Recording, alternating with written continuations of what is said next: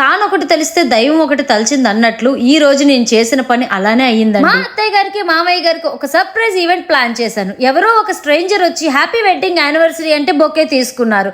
Photos ఉన్నాయి, ఏంటబ్బా ఈవిడెవరో తెలిసిన ఆవిడే ప్లాన్ చేసిందే అని అనుకున్నారు. అయ్యో ఇంట్లో వాళ్ళే అనుకోవచ్చు కదా, అలా అనుకోలే, ఎవరో తెలిసిన ఆవిడే అని చెప్పేసి చాలా ఎమోషనల్ అయితే అయ్యారు.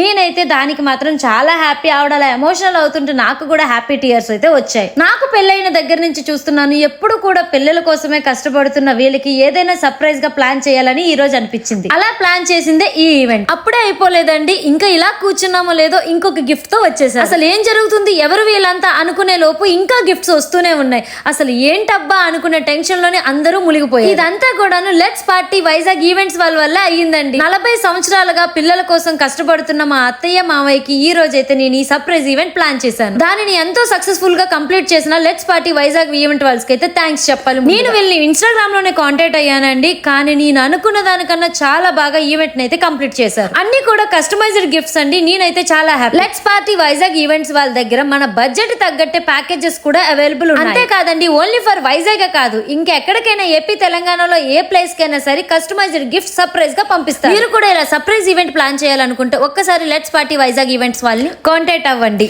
ఫైనల్లీ ఈ సర్ప్రైజ్ ప్లాన్ చేసింది నేనని తెలిసింది. నేను మీ వైజాగ్ పిల్ల.